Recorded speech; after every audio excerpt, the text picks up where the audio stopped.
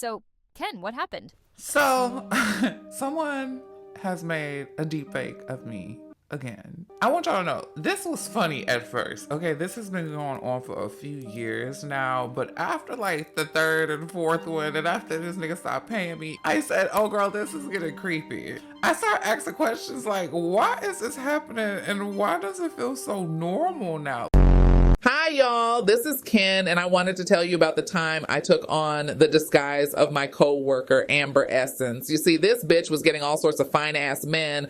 I'm talking top-tier man candy, and I recently found out that I could shapeshift my body. So I knocked out Amber and locked her in the closet. I then decided to take a DNA sample from her comb, and I was able to shapeshift my body into hers. My dick turned into a pussy. I got big perky breasts and honey, a gorgeous ass face. I went to my local club and got one man to come back home with me. I had him inside me and it felt so good. It was actually pretty nice having a pussy. Sometime later, I'm seeing Amber completely shocked that she is getting calls from the man I had slept with because I gave him her number, and she is a complete wreck and he is confused and pissed off. Meanwhile, I'm laughing my ass off. That's disturbing. When this originally happened, it was very, very weird. And then it kept happening, and like, it's very normalized now. And the things that have been normalized is crazy. And I want to use these next few weeks through whatever I'm talking about, even if it is talking about like pop culture and stuff like that. I want to start edging us back towards our humanity, just because I think we have become heavily intertwined with the social media space and things like that. This shit is getting creepy, and honestly, I think this is how these people have taken or turned to take back. That's how they won that election, honestly and truly. It was a fucking X app, and Elon Musk being able to push whatever ads and shit that he wanted to push. You know what I'm saying? Like, that had a lot to do with this. I'm not even going to talk about that because I think that is multi-layered. Today, I just want to talk about the deepfake videos. I minimize myself constantly. I minimize myself and thinking, oh, I'm too much, or I minimize myself into thinking that I'm too extra, and it makes me just want to be a very watered down version of myself. So a few years ago, this one supporter of mine, he started making like deepfake videos of me, and he has like a full dedicated channel, like dedicated to deepfakes. It's of me, Trey Melvin, some Amber girl, and it's just creepy.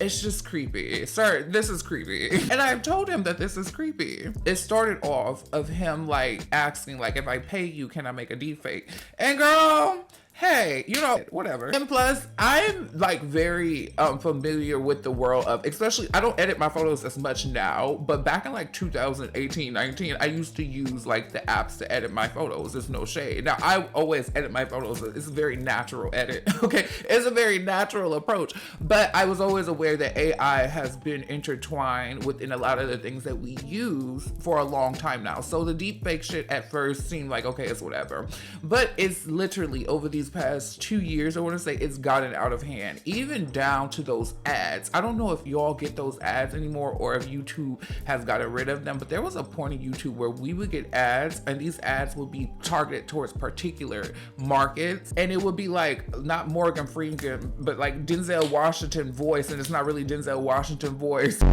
This AI is going to change things in a big way.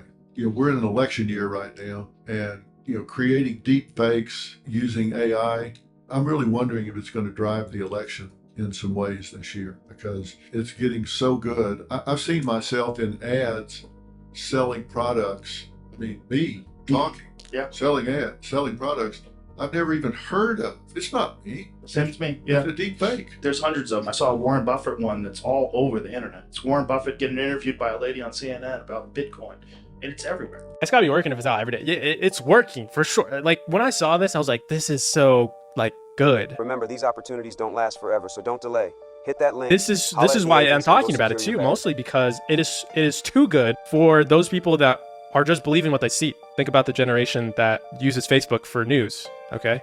That older generation that we can think about that uses Facebook for their news, and they don't actually like cross-reference any sources. All it takes is for a fake video of their celebrity that they connect with or that they love, right?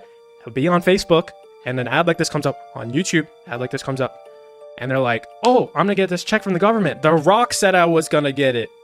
Oprah said I was gonna get it. Like, this is next level scam, I bro. recall this past holiday, I don't know if it was Christmas or Thanksgiving, but one of them recently, my mother had came over and she was talking about something that she seen on Facebook that Beyonce did and blase, blase, blase. Bitch, when she started talking, I said, when Beyonce do that? I'm a Beyonce fan. I said, I ain't never heard of this. But she pulls up the article.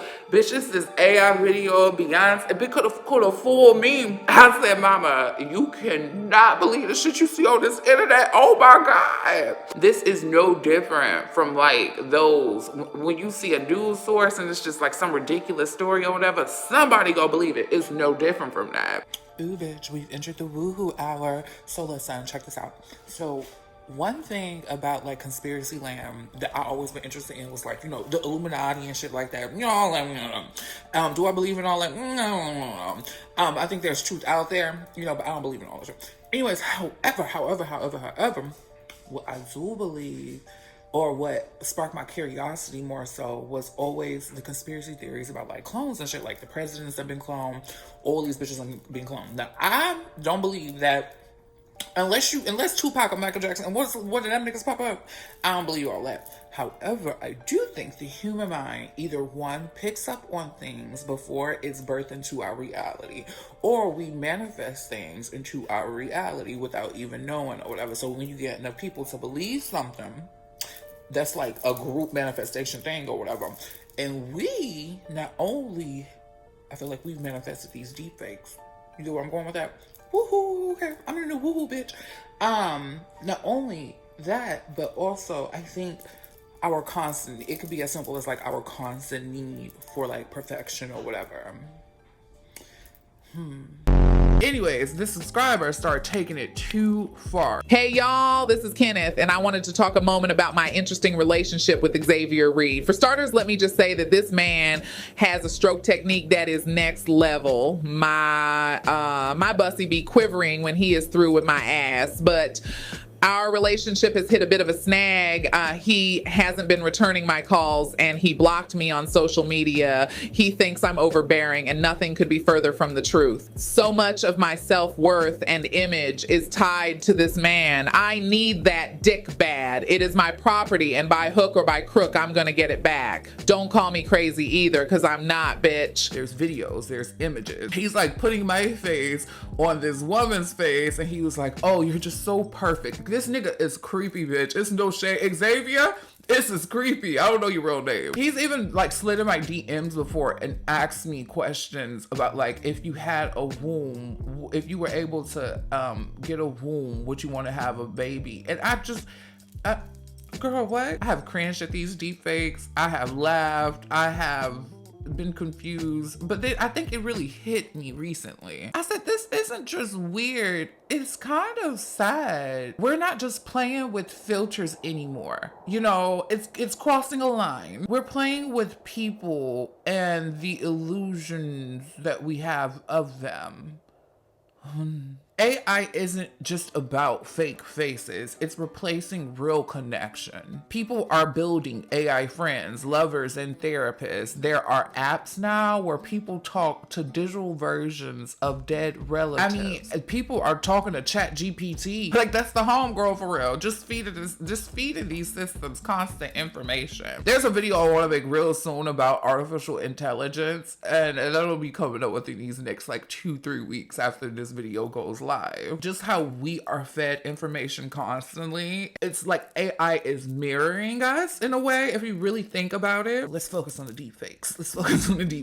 These AI companions, and shout out to the movie Companion. If you haven't seen the movie Companion, you have to watch the movie Companion. Bitch, that can actually, I can see that happening. I see it happening. It's given, I want love, but I want control more. And maybe I think for me that's the scariest part. We're editing out the hardest part about being human, you know, the conflict, the awkwardness, the rejection. We want perfect, we don't want real anymore. I think you're seeing that in every aspect of like social media, how we're always critiquing celebrities and things like that. Like, we just want perfect and it's getting scary because nothing is perfect, especially in the world of art. We're growing distance from humanity. We used to crave connection. I don't know about y'all, but I still crave connection. I do, okay? But now it's like we crave curation. When people start deep faking influencers into romantic videos or making AI versions of people they follow, it's not just about tech, it's about how uncomfortable we've become with imperfection. And that's dangerous. Nature is one of the most beautiful things to me,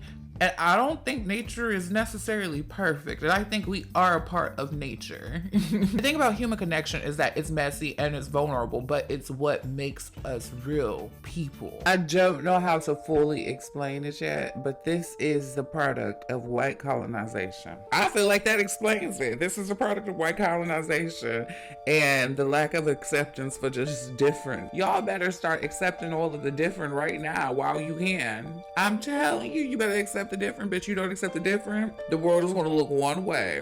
And y'all was mad at the faggots and the dwarves. Oh girl, I'm gonna take a shot every chance I can. Y'all was mad at the faggots and the dwarves. This whole time we was here to free you, bitch. My deepfake wasn't the problem here. I don't think they meant any harm whatsoever, just because I've held conversations with him. He spanked me for this video.